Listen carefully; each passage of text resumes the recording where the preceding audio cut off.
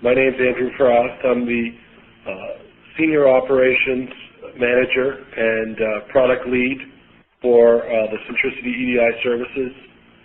Just getting to my PowerPoint here, if you'll just bear with me.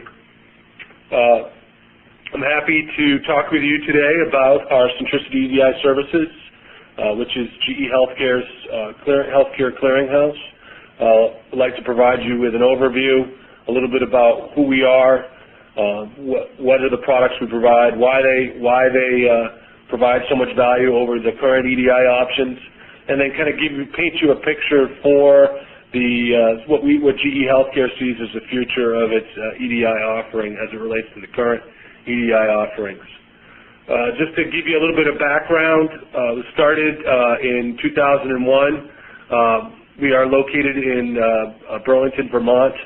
It was started by IDX, which was a company that GE bought in 2006. That clearinghouse was started from scratch.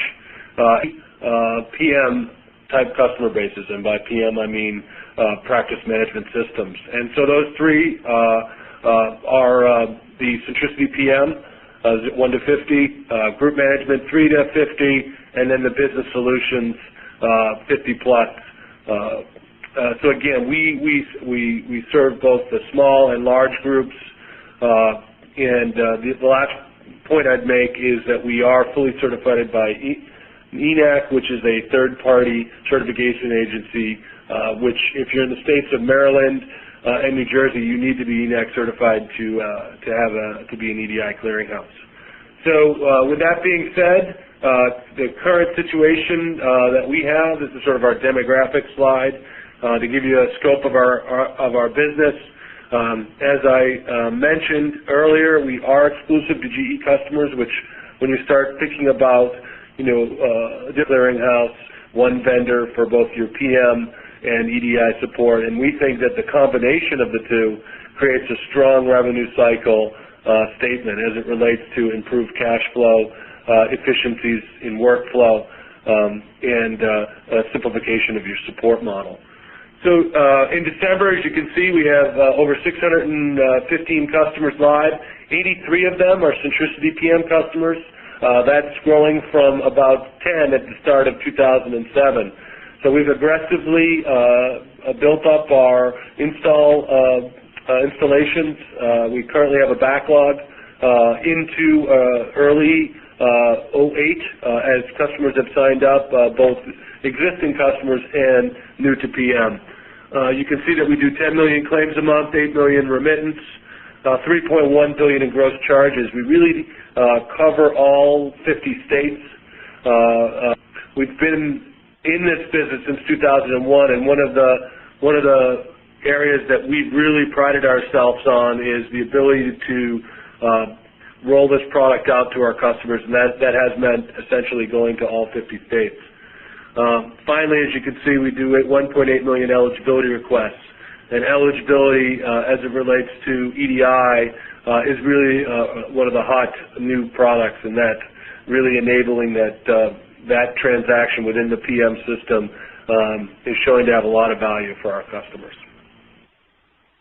So let's talk about the revenue cycle. Where do our products fit? Why does the combination of our clearinghouse and the PM system, what does it do to the revenue cycle? So essentially I'm just going to go through some of the key features that we offer, and then we'll give you a more deeper dive into those features, the added value of the clearinghouse as well. So first and foremost is when the patient comes in for the visit, essentially you are looking to understand the eligibility for that patient. And with our integrated PM workflow, you're able to enable that transaction without leaving the PM system. And the ability to do a real-time or group transaction is really valuable in that you don't have to get on the phone, you don't need to call the payer, go to their website. You're essentially able to do it either real-time or grouped, meaning the previous days for the provider schedule. We also offer a broad payer mix, which we believe is going to give you maximum coverage. And I'll talk about some other features we think add value, and those are store and forward, production control, and system monitoring. Once you've checked the patient's eligibility and you assure that you actually do have coverage, you really want to get those charges in, the patient's come and gone, and essentially one of the features that we work with a company called Code Correct is the ability to proactively manage clinical rejections. And on average, we see that our customers have about a 14% denial rate, which really is the part that the Code Correct product enables you to manage more effectively. And that's by essentially, prior to creating claims, sending the claims to Code Correct and essentially working from within the PM system the applicable type denials, or in this case, potential denials. You can manage those. So in this case, with our product, you contract directly with Code Correct, and it's in about 10% of the Centricity PM. Send the claims to Code Correct. You then want to send the claims out the door. And a couple of the key features that we offer is again, this integrated workflow, and you'll hear me talk about that throughout the presentation, but that's really a high value add and a differentiator, the ability to not leave the PM, send your claims directly. We offer a broad payer mix.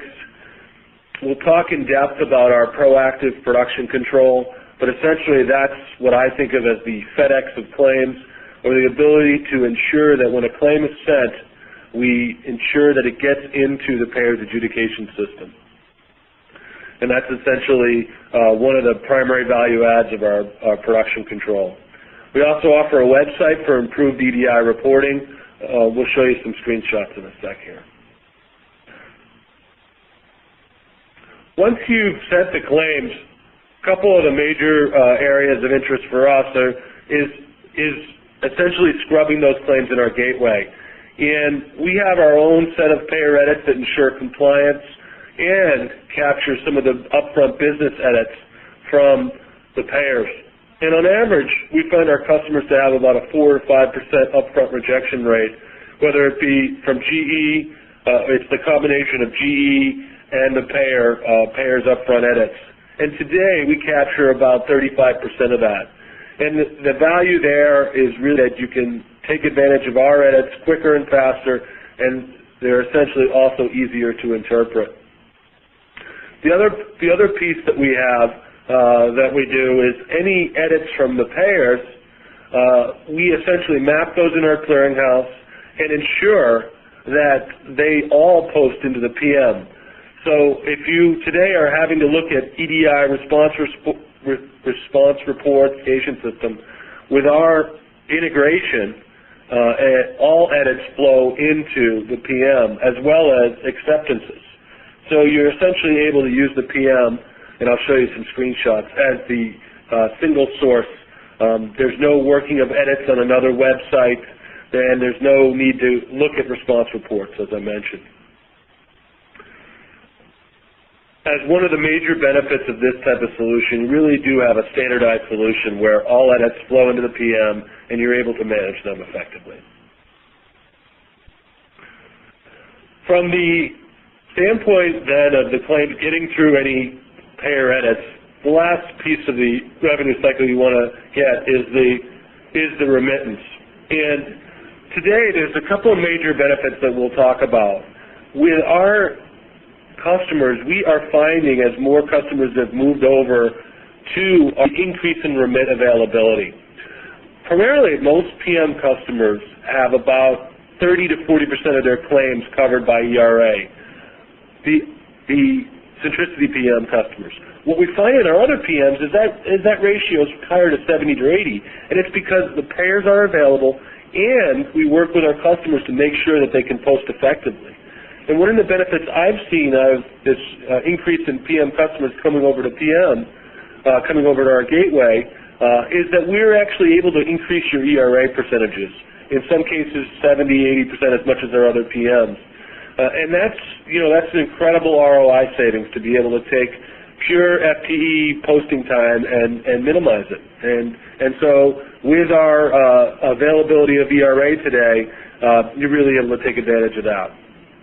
In addition, similar to some of the other EDI partners you have today, we do offer an accompanying EOB reconcile report, which enables you to post effectively and also get a printable version of the EOB. So I've told you a little bit about the core benefits. Now I want to show you some specific product views, and you'll be able to kind of look and get a good feel for the look and feel here. So from the claims and remit side, as I mentioned earlier, we are like the FedEx of claims, and essentially what that means is we are tracking and viewing your claims. And so when files go out the door, we track them. From a submission standpoint, it's very similar to what you're used to today, all-payer solution, single file, and you can produce as many files as you need daily once you go through the standard approval process on Centricity. Send them out using the internet. There's no dial-up. Comes to our. The fact that we are a near-time system. As soon as you send, we start processing. Typically, we're going to send those claims to your payers in less than 4 hours. Specifically, for your Medicares, Medicaids, and Blues, in most states we go direct, which means that you can expect that portion of your business, which is usually for most customers 70%, to the payer in less than 4 hours. The value there is you know right away whether or not the claims are accepted the same day, and you can easily manage your edits quicker than you can today. And I'll show you a slide in a few minutes here about that. We don't aggregate, so it enables us to do this FedEx of claims. That's how it's the magic, in that we don't split them out. We don't take your claims and batch them together with another customer's claims. We send just yours to the payer. Each one is like a unique package to us, because if we can do that, we know you're going to get paid. And if you're going to get paid, you know, that's the important thing here about monitoring your cash flow and improving your revenue cycle. Once it's at the payer or clearinghouse, essentially you've got the file transfer and claim status reports that come back. Many of you may be looking at these today. There's no need to do that. They are viewable on our website, but essentially those go into our database and our website, and they are translated to a single integration report, which then feeds directly back into the PM. As a user, it's paperless. You can just use the existing billing queues to manage those rejections. And today you're very familiar probably with the file rejected primary status. That is what we'll update if there are any defects. Remember, I said it's about a 4 to 5% defect rate, but you only need to use the spot right here to look at it. You're not looking anywhere else. From the PM system, this is a view of what the file rejected primary might look.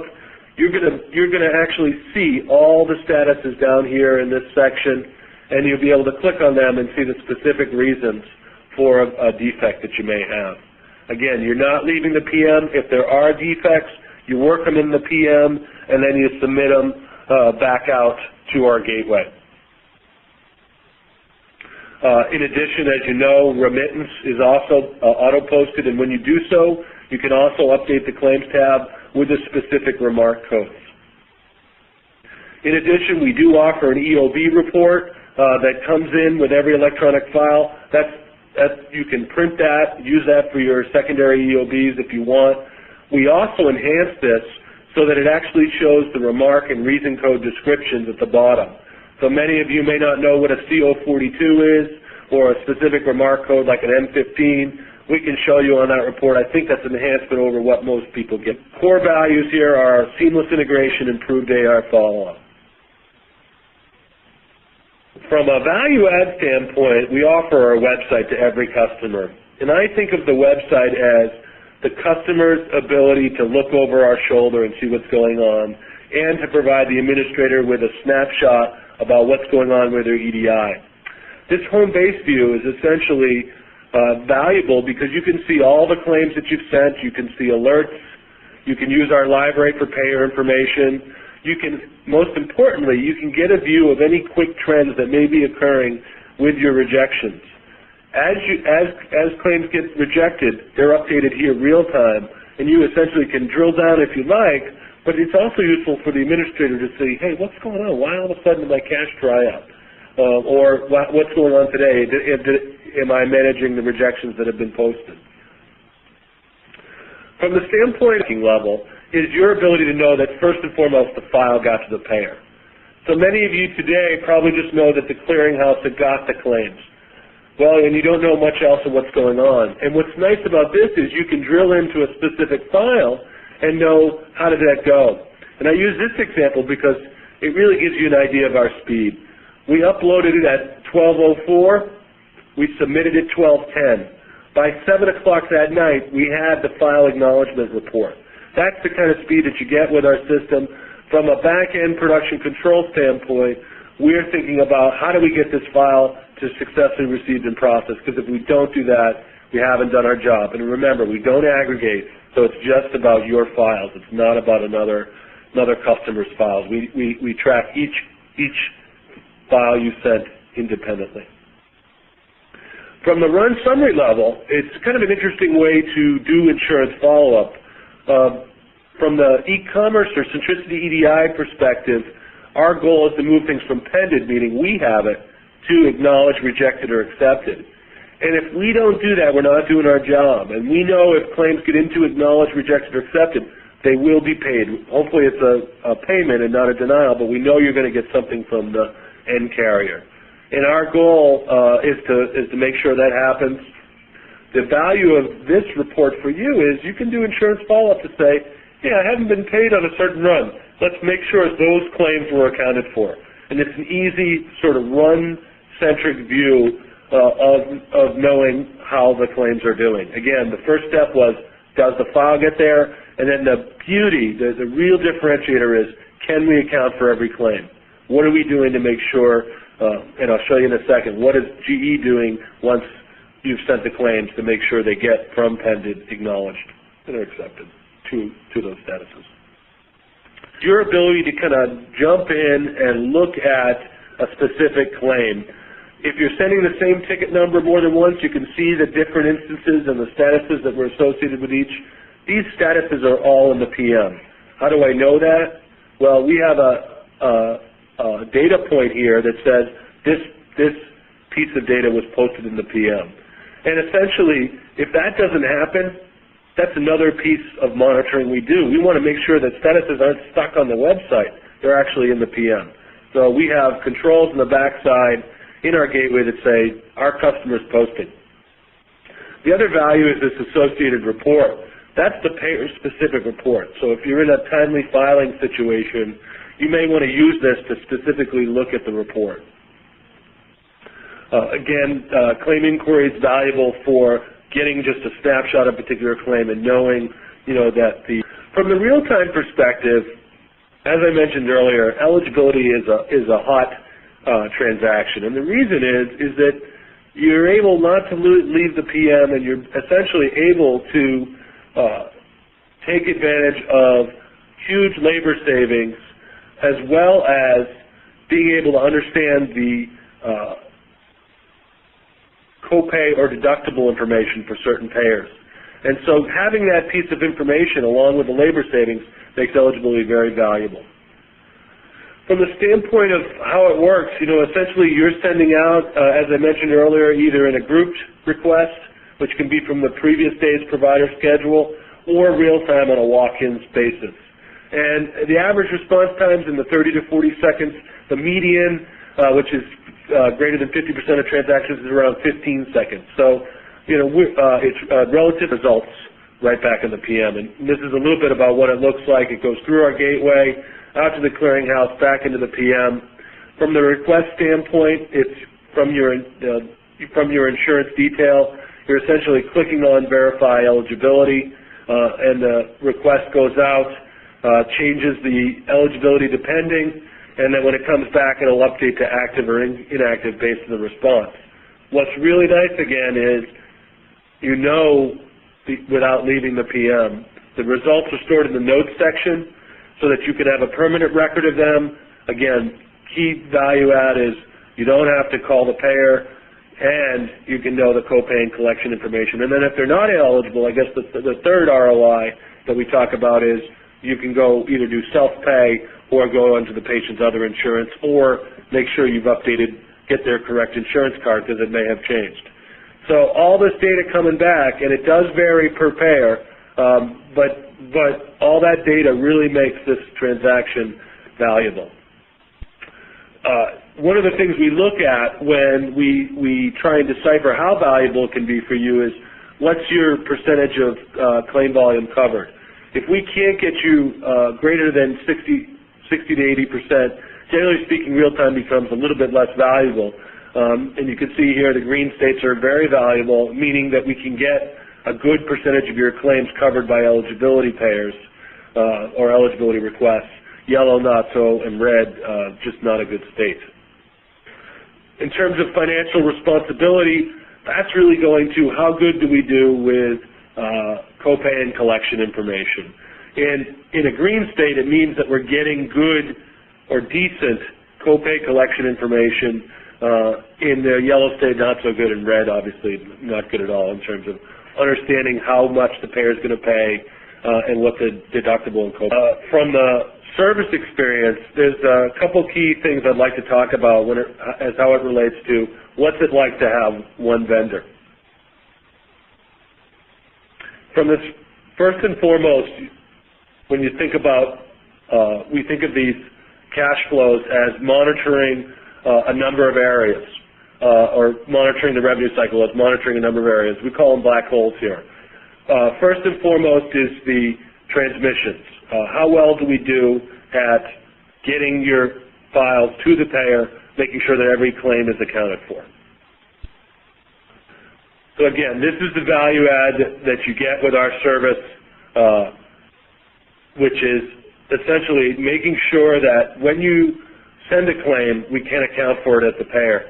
And the way we do this is we break it up into a set of operational processes. Did the claim get up? Did we get the file transfer report back? And did we get the claim out of pending in 42 hours? If these events don't occur in these thresholds, we think of it as a defect. And if we look at the overall percentage here, about 7% of the time, there's a problem. And so I don't know if you know what your current carrier is doing, but we know this because we do this every day. We need to know, we need to ensure that for that 7% of the time, we're on it, we're looking at it, and we can resolve that defect as soon as possible. Because if we don't, it's cash flow at risk for you. Most of you are probably following up 30, 60, 90.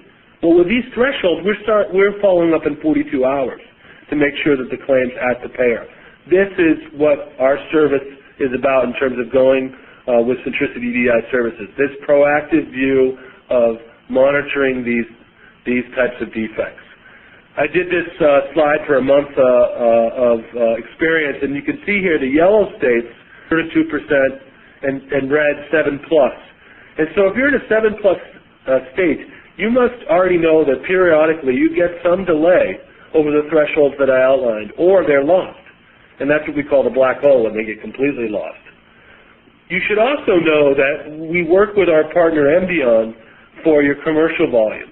And what we do with Embion is we do the exact same thing. We say, Embion, give us a report, we call it the exception report, that tells us, A, what claims haven't been accepted by that commercial carrier within a certain period of time, and what are you doing to fix it? So with our directs, I gave you the threshold. We do something very similar with our commercial claims. And again, directs are Medicaid, Medicare, and Blue Cross Blue Shield. So again, monitoring that defect rate for you, ensuring that claims get in the door, a big part of what we do. This is an example of Florida for a given month. Again, the directs are really where we tie. Are the files getting to the payer? Are they getting acknowledged in 24 hours? And are they getting accepted in 48? If they're not, and there's a defect, we go looking. We do it through a set of queries called production control. Essentially, all they are defect identifiers that tell us in a real-time mode whether or not these events didn't occur. When they don't occur, they're assigned to owners. We work them as quick as possible. So if you were to log on to our website and say, well, it's in pending, and it's greater than 42 hours, I will guarantee you we know about it. And I'll guarantee you that someone already is working on it to the extent that they've made progress on it. It depends on the specific issue. On the eligibility side, we do something similar. Again, making sure that claims get to the payer. In the eligibility case, the goal really there is to get you successful transactions in a timely manner. On the upfront rejections, GE also offers some value.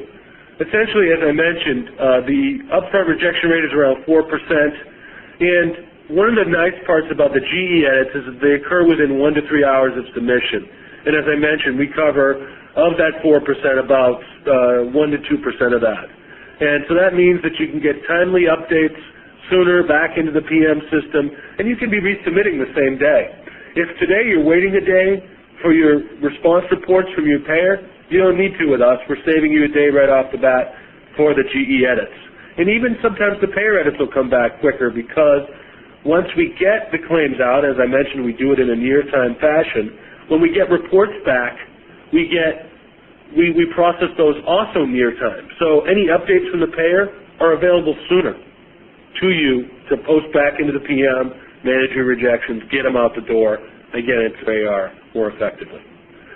On the upfront rejection area, we also categorize all rejections with a standard ANSI 277 reason. And for instance, the TAN here is entity's contract number. I know that has to do with eligibility. What we do is we pass back to you both the message from the payer and the actual reason from ANSI, reason code. And this enables you to do root cause analysis and enables you to understand the edit more clearly. So if you've got all sorts of crazy messages and you're able to say, oh, well, this is the same reason as the previous rejection, then that enables you to more effectively manage it. One of the areas that we're looking to do is create the ability to assign an owner to a particular reason. That's in future releases planned. So again, the use of this categorization is useful from the standpoint of root cause and understanding rejections. Finally, when you're dealing with a single vendor here, the next advantage that we see is, kind of where's my issue? Today you may have a situation where you've got to call the PM for one thing, and then you've got to call your gateway for another. Or if you're sending direct, you've got to call 4 payers. And with our area, essentially you're making one call. And that call comes into the Carrollton office. Any issues that have to do with the gateway are sent directly to the gateway. So the goal there is to have a one-touch resolution, your on-one SLA. So that means that the clock starts ticking right away. If the issue comes to the gateway, we've got to resolve it in a timely manner because we don't want it to be any different than the issues you send to the PM. Our goal is to have a single resolution. We've given the PM folks additional tools so that they can more effectively manage into our gateway. So imagine that you're unsure about what happened to a claim and how it went out. You call it needs to come to us. You'll get a call back or an update directly from the gateway. You don't have to go to a separate company. From the installation standpoint, if you were to sign up for PM, one of the key things that we thought about when we started this process was how do we make sure you don't lose cash flow? There can be no disruption in a customer's cash flow if they choose to move over to our gateway. And we did a Six Sigma process, which is essentially identifying the key points, what we'll call CTQs to the customer, making sure we understand what you need, and again, it starts first with cash flow. The biggest step upon starting the process is enrollment. We do offer an online website to facilitate enrollment. We do help you through setup, training, and then the most important thing is the 30 to 90 day cycle of making sure that you're able to build your remit transactions up and that you're essentially as good or better than you were prior to the migration. This is a client testimonial. You can just take a second to read it. Regina is a reference site if you do want to speak with her. She really took advantage of our service over what she had. She was able to decrease her days in AR, and as I mentioned earlier, she references that speed up her claims process.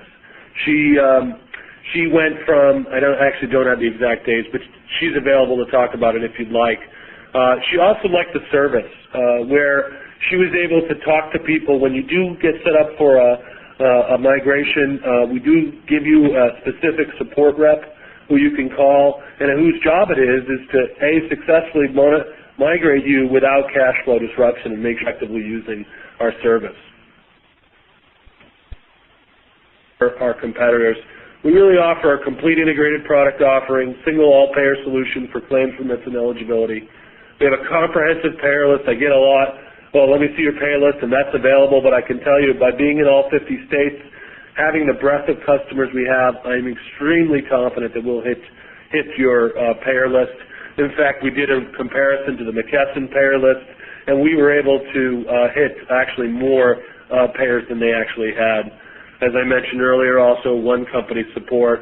Our proactive monitoring, that file and claim level tracking really is valuable as it relates to understanding before you do that there's a problem. The result really is you get paid faster and more accurately, and that's really what you want by switching over to a new clearinghouse, is that it's an improvement over what you have today. Having said that, let's give you an idea of our current strategy with our EDI. Today, there's a variety of EDI offerings within GE Healthcare. On the clearinghouse side, there's McKesson, Proxymed ENS. On the direct side, there's Thin, Michigan Blue, a number of direct plugins. When GE bought IDX, we made the strategic decision to narrow those choices within CPS. The goal there is to provide a comprehensive solution that helps customers get paid more effectively. We think Centricity EDI Services is that solution. We will be leading with that in our new sales. In addition, we will continue to offer McKesson, a valuable partner for GE. About 70% of customers are on it. We believe we can offer a better solution, but we are not changing our current McKesson relationship. And then on the direct side, we will only offer Thin, UHIN, and Michigan Blue, and we'll continue to support those. However, if you're in other states where you are using the direct plug-in, we will be changing the availability of that to no longer offer it. I mentioned Medavant. I think most customers have moved off. We discontinued this in 2007. ENS, we will continue to offer this until the CPS next version. We will continue to support them on their existing platform, which is CPO 2004. A little bit about the decision tree. If you're a net new customer, we are leading with our Centricity EDI services. An upgrade, if you are not on one of these supported plugins, you do need to make a choice on these areas. If you are currently on CPO 2004 and on Medavant, you should have been contacted to make a choice, but we are leading with Centricity EDI services. If you are on CPO 2004 using a direct plug-in, McKesson as well, there's no change required. You can continue to use that, and we will continue to support. If you have any other questions, I'd be happy to take them. Additional information that is available, we do have a payer list. We do have a flash demo, which can be used to show your colleagues. It essentially shows you the product in action. We have a product brief, and then pricing is available from sales. I will tell you from a pricing perspective that we are priced at McKesson prices on the claims and remit side, and we do also offer a per provider on eligibility, which is nice as you don't have a per click fee. On the migration standpoint, if you are currently on a supported plug-in clearinghouse, there is no fee for any type of service. That was already covered as part of your original install. So again, migrations are free to move over to our gateway. Just to give you a picture, as I mentioned, 83 customers are live. We're available with claims and remits in both CPO 2004 and CPS. With that, you can also contact Tammy O'Rourke, who's our facilitator, or myself. Tammy will get you to me if you want to talk further. You can also talk to your inside sales representative if you so wish. They are familiar with Centricity EDI services. It's Jeff Gianetti and Rachel Nelson if you're not familiar with those names, again, I can get you in touch with the right